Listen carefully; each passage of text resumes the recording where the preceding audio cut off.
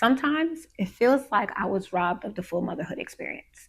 And not because I don't love being a mom, but because I've never get to just be. There's no one holding space for us while we hold everything else together. If you've ever felt like you had to be the strong one all the time, this one's for you.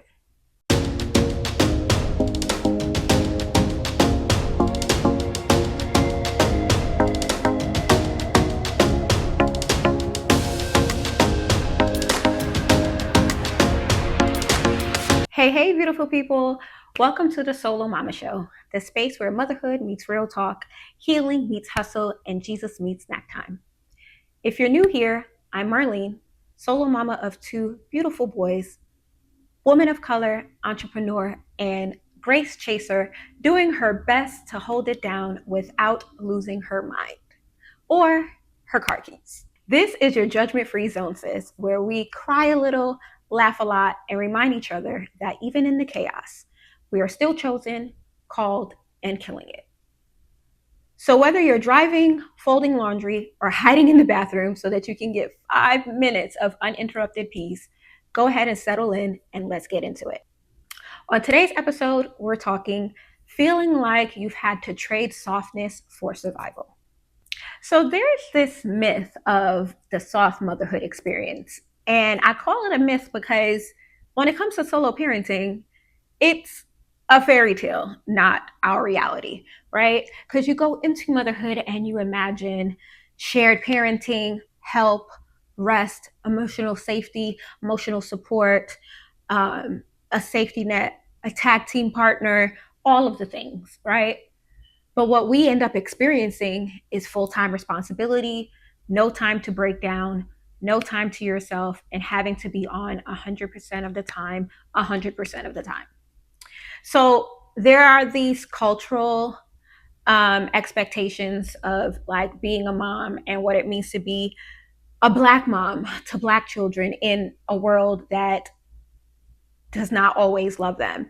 And then for me personally, being a mom to Black boys in a state that is literally a state, because we live in Texas, that is not necessarily loving to them, right? And so there, with the myth, we have to find our own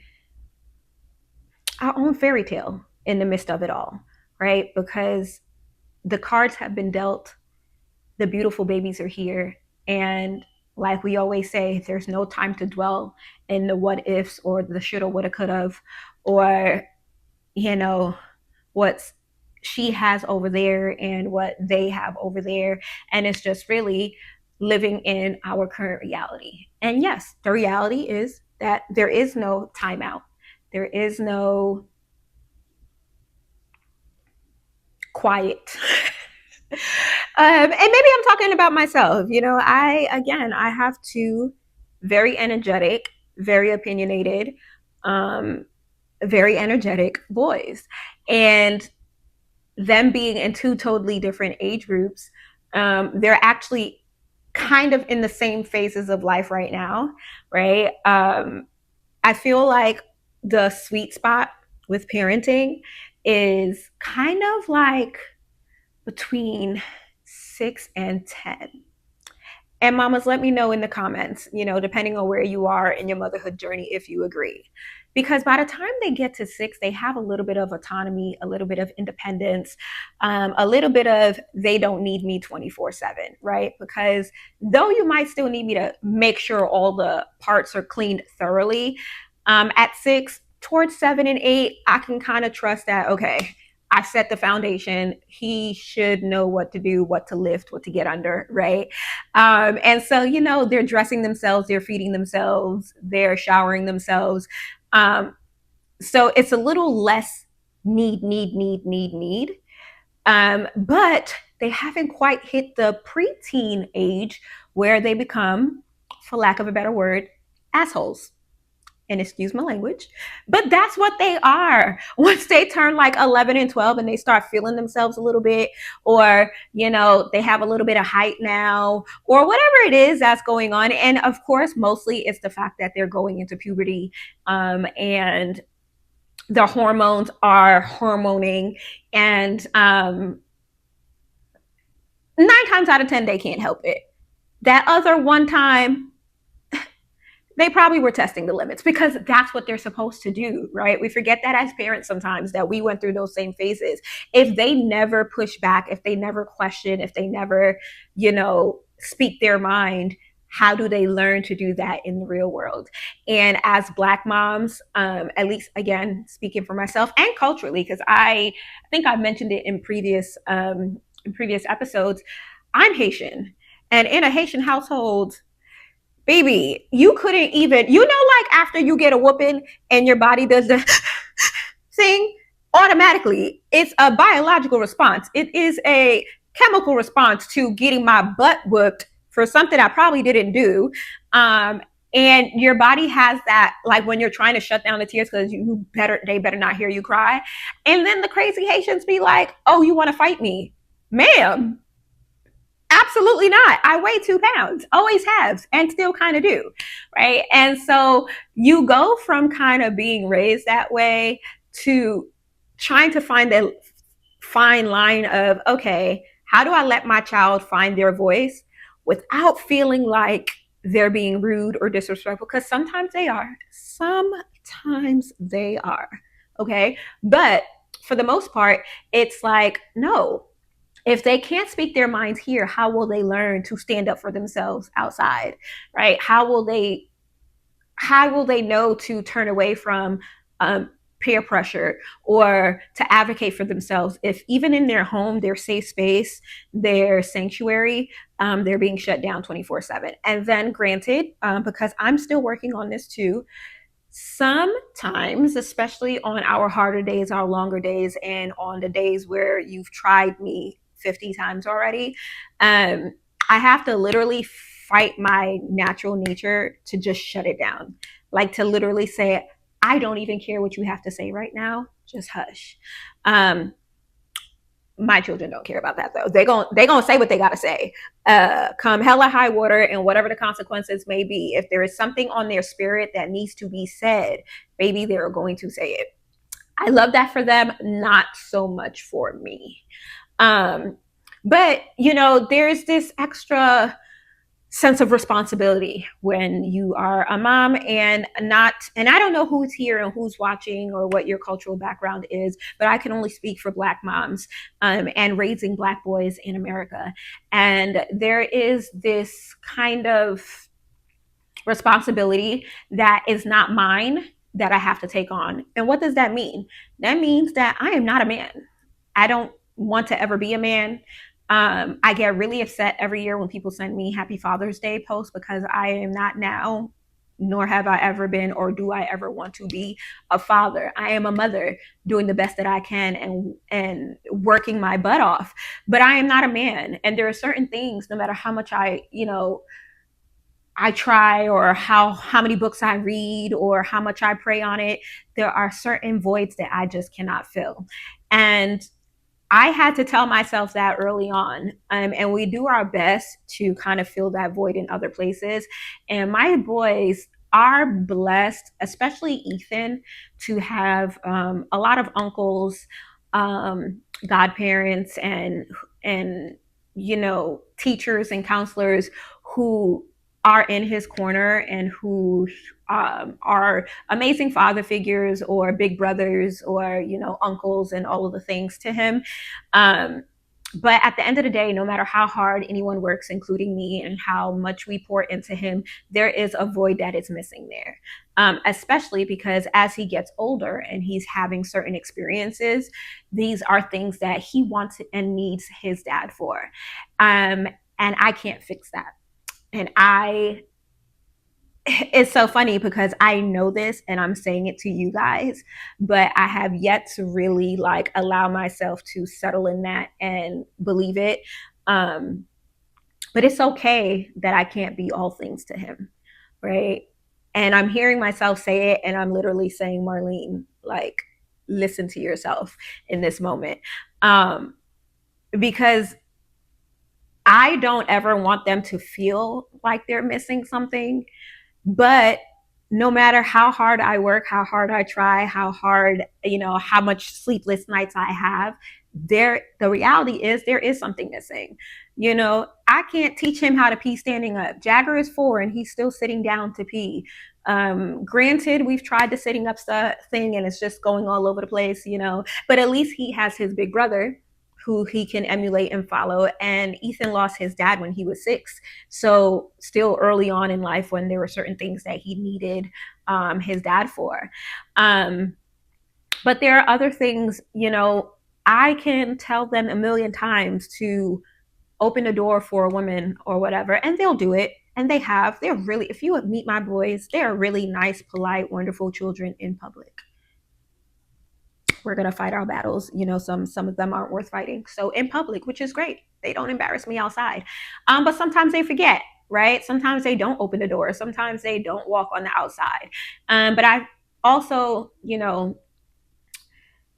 they're not watching someone emulate that for them. It's not part of their day to day. It's me reminding them each time, hey, you should have opened the door, or hey, you should have grabbed those bags, or whatever the case may be. Oil changes. I know how to change oil. Will you ever see me do it? Absolutely not. So who's supposed to teach them how to do it? Not me. I'm not teaching him how to put air in a tire, change a tire, rotate a tire, whatever, anything car related. Do I know how to do it? Yeah, I learned when I was a teenager. Because in my teen years, I lived with my uncle who raised me for a few. I mean, not however you want to phrase that, but like my high school years, I lived with an uncle of mine, and so I learned some of those things. But naturally, there are certain things just about being a man, not task, not roles or whatever, but more so literally how to be a man, what that looks like, what your character is supposed to be. I could read every book and regurgitate that to them, but it's different actually hearing it from a man and hearing it from a man that they actually look at and respect and believe to be their father, right? So there is this expectation of what it means to be a Black mom, and we are meant to be strong, right? We're meant to be able to carry it all. We're meant to not complain and to just do and just figure out. And I feel like when you're the one who when you're like in survival mode the entire time, you don't necessarily get that moment to not be strong, and know that it's still okay because there's someone carrying, and then fall more into like the soft, nurturing side of things, right? Because we still have to raise them to be like good humans and functional members of society. Instead of being able to be soft and vulnerable and a nurturer, you also end up having to play the militant disciplinarian.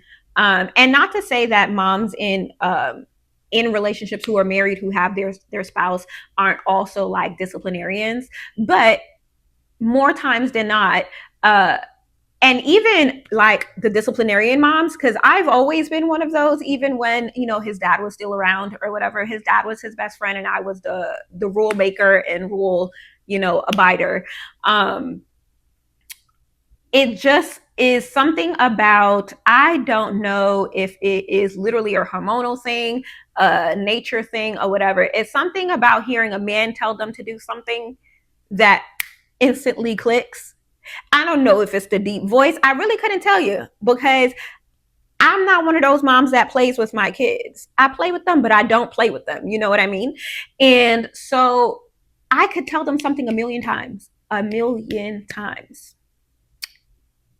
All I got to say when they don't listen is, I'm going to call, insert whomever, tip top shape. But that person ain't even here. And now that we live in Texas, that person is probably 2,000 miles away in New York, right? But just the simple thought of insert person, and they are like, oh, no. But mama done said it 50 times, and then I had to scream, and then now everybody's mad because I raised my voice.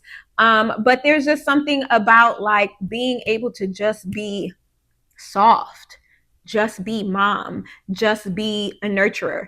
But the reality is, if I'm that all of the time, where is the balance? Right.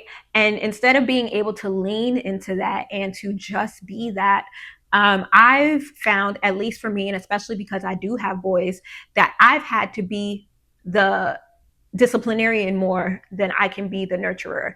I've had to be the mean one more than I can be soft, right? And it's really because I'm more afraid of them not understanding the realities of and the harshness of the world than, just needing mommy for a hug all the time, which I'm available for. We have our limits. We already talked about how I'm not a touchy feely person, right? But the reality of it is that that level of softness that you would want to lean into and be, and that you imagine, when you, at least for me, I've always wanted to be a mom. So when I imagine being a mom as a child, I imagine the cuddly, playful, whatever, but you don't always get to lean into that, right? And there is a stigma kind of when it comes to us. Society kind of looks at it as I don't know, like you're automatically a statistic, even when your kids are thriving, even when you're doing really well, even when, you have your home and everybody's in school and grades are going well or whatever. But God forbid your kid misbehaves, or isn't perfect, or is going through things, because right now we're going through a little bit with Big. He is, again, 15 and at an age where if ever he needed his dad, it would be now. He's had girlfriends in the past, but now he's getting a little bit older and it's a little bit more serious. His body is changing and his brain is doing a million different things as it tries to calibrate all of the hormones that are going on, and just probably like conversations that he would have with the person who was his best friend that he can't necessarily have with me. And that's okay. Does that make me sad sometimes? Absolutely. Um, but literally, what can we do? Right. Um, so the reality is we have to live in our reality. We can't think about the what ifs and the shoulda, coulda, wouldas and the fantasy of it all.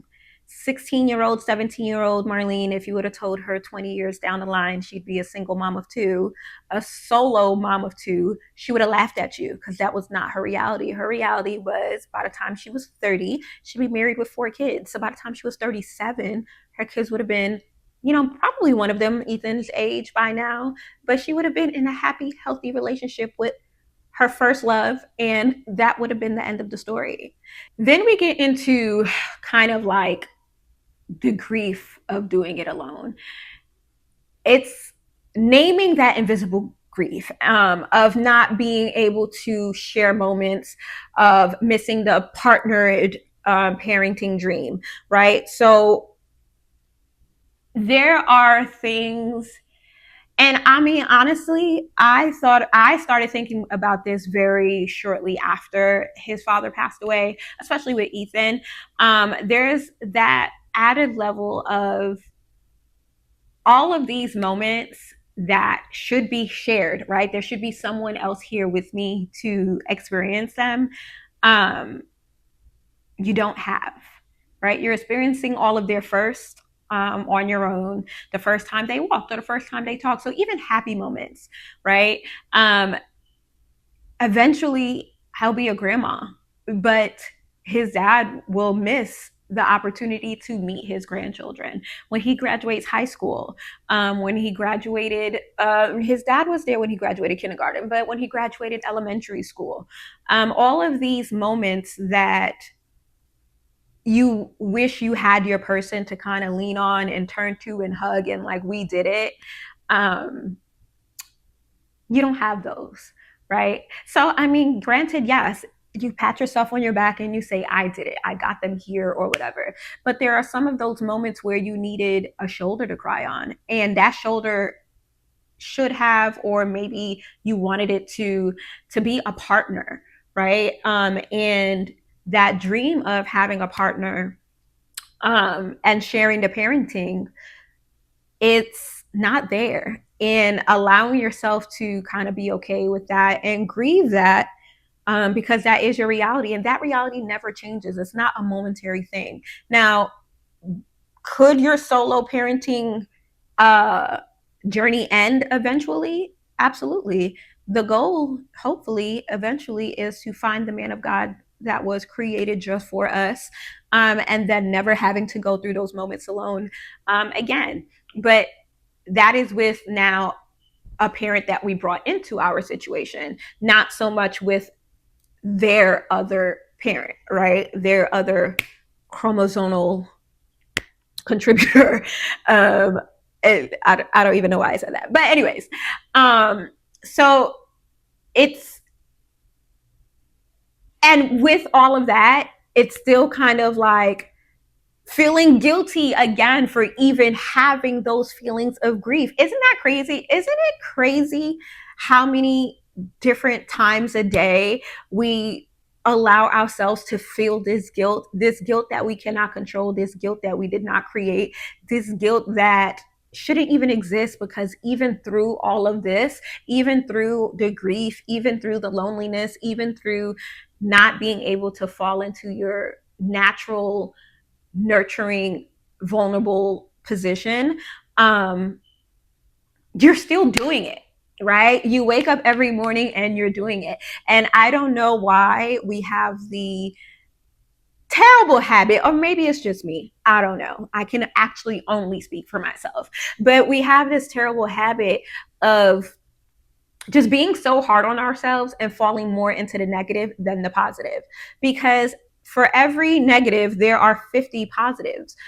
My kids are, again, amazing, polite, talented, athletic, super smart, whether they are living up to those abilities or not, and amazing human beings. I have yet to see someone who's met my children and not falling in love with them, like, from the very beginning. And they have two totally different personalities, very similar in a lot of ways, but two totally different kids. And I mean, it's the same thing with each of them. They have like this um, magnetic quality almost. Like, I remember Ethan had to be a couple weeks old, maybe like 2 months or something, and we needed something. I was going to Dollar Tree, and I had him in my carrier, and this little old white lady, you know, tiny, because they shrink after grandmas and stuff. They shrink after a while, and she had to be like 80. I can't even tell you. She was at least 80, because she could have been 90. Grandma was grandma and probably great grandma. And she just kind of, you're polite with people at first, like at a distance when they, oh, the baby, and he was born in July, so it's still kind of warm at this time when we're out, so he's not fully covered. And when I tell you, grandma went to like lift my baby out of the carrier, I almost, like, ma'am. But I was so shocked because I was also like 22. But she was just like, he's so beautiful. And can I have him? No, you cannot. I carried him for 37 and a half weeks and then went through 36 hours of labor to have him. You cannot have him. He is mine, ma'am. But that's just, one of the first experiences I've had of people just being like gravitating towards them. And that's always how they've been, whether it's because of their smile or whether it's because Ethan had like this rich chocolate skin, but with like a cherry undertone. I don't like, literally like a chocolate covered cherry. And he was so beautiful as a baby. And Jagger was too, of course, because, y'all seem to think he's my twin. I disagree, but, neither here nor there. But it was one of those things where, guys, let me tell you how I just be rambling and I don't even remember where we were going with that. But let's just summarize with just kind of saying, like, it's, you want to allow yourself to let go of some of the guilt, let go of some of the negative and just kind of just every day just kind of try to find like a positive in all of it. There is some grief with being alone. There is some grief in going at it alone. There is some grief in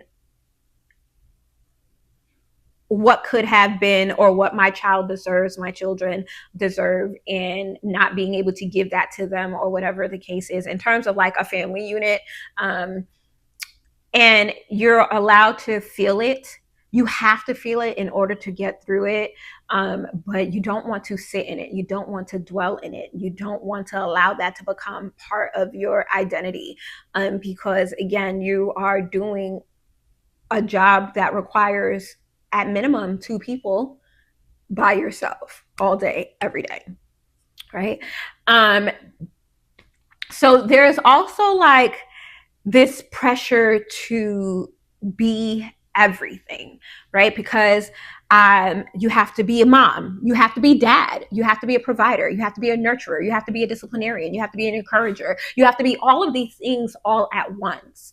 And there's like this mental and emotional toll of just not having the space to just rest, to kind of just rest in your vulnerability and kind of just like let one of those down because I can't, yes, I have to discipline you, but I also have to nurture you. And then I'm pretty sure the kids be getting whiplash, right? Like, is mommy militant today or is she, Mary Poppins? Like what is happening right now? But it's that struggle to be both, to be everything, to be all things all at once because they need that from you. Because in another situation, they would have been getting both.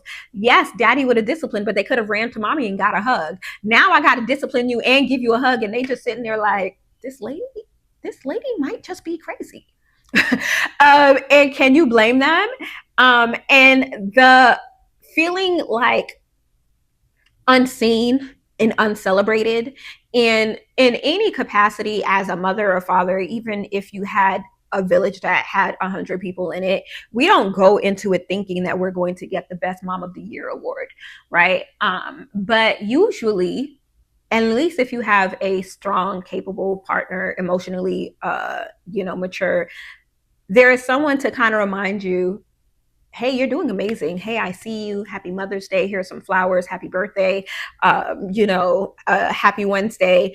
I see you need a break. You've been doing wonderfully. The kids love, we love you, whatever the case is. You kind of have that kind of cheerleader. There's someone who sees you. There's someone who's celebrating you. There's somebody who's going along with it with you. And we kind of lose that, right? Your kids, it's not your child's job to celebrate you and tell you that you're doing a great job. Now, mine's, they're so wonderful. My kids will randomly just be like, "Mommy, I love you." Actually, Jagger does that 50 times a day, and by the 45th time, I'm like, "I love you too." I just told you that 5 minutes ago. And if he says it and you don't respond, he will repeat it until you respond. And then he will say, "Did you hear me?" My kids. The big one, it's not as often because, he's out of that phase now. But what I have been noticing and what I so appreciate is that lately, he'll come into my room and he'll just be like, "Mom, I just want to tell you that I love you and thank you for everything that you've done." And when I tell you, I am not a crier, okay? I am not emotional. I am not any of those things. But in that moment, it's just like maybe one almost like came out. And then I have to fight the urge to be like, what do you want? What do you need? Like, what are you about to ask me for? Because, And I mean, granted, 9 times out of 10, it really wasn't anything. He just literally left his room, came down the hall, opened my door, and just was like, "I just want to tell you that I love you. Good night." Good night, baby. Love you too. Love you too. I'm always so caught off guard because the teenager does not mess with us. When I tell you he be locked up in that room tight, you would think he was like a prisoner in there, like but it's voluntary, clearly. Um, Even when he's like on punishment and there's not an electronic in sight, he would still just rather just be in his room under his covers and sulk. I don't know what's going on in there. I try to give him his space as much as possible. But those moments kind of like you hold on to those as much as you can. So, what I want to encourage us to do, me also, this is my homework as well as yours. I'm going to give you for the first time a little bit of homework this week. What I want is for us to allow ourselves to be soft, anyways. Like, what softness can look like in your current season, whether it's just allowing yourself to cry, whether it's praying because that's where you draw your strength, whether it's journaling, whether it's trying to find a moment of rest, or whether it's the one thing that we don't know how to do, asking for help. Allow yourself in this season to find a way to allow softness into yourself, right? Hopefully that makes sense, the way that I'm saying it. But like, we're so conditioned to be hard, be strong, keep going, not ask for help, figure it out, and all of those things, where you have to, I challenge you to allow yourself to find that moment of softness, and just kind of like reclaiming your vulnerability and using it as a strength, not a weakness. It's okay for us to kind of allow ourselves to be vulnerable. It's okay to allow yourself that moment of rest. It's okay to not be the militant drill sergeant as much as that we might feel like that's what they need. It's okay to just be, right? And you want to allow God to be in your safe space when no one else can be. He is literally your provider, your strength, your safe place. So while you're being the safe place for everyone else, allow yourself to feel his presence, or whomever it is that you believe in. And whether that's a moment of prayer, whether that's fasting, whether that's just listening to your favorite gospel song in the shower, whatever it is, however that looks for you. Right. So you may have been forced to carry it all, and you were never meant to do it without covering. So I just want to leave you with this. You may have been forced to carry it all, but you were never meant to do it without covering. God sees the softness in you, even when the world demands strength. You are allowed to be tender and tired. You are still worthy of gentle love. And I just want to go over Isaiah 40:11. He tends his flock like the shepherd. He gathers the lambs in his arms and carries them close to his heart. He gently leads those that have young. Thanks for tuning into the Solo Mama Show. As always, keep your crown high, the snack stocked, and I'll see you next week. Follow, share, and stay lifted, mamas. Love you. Bye.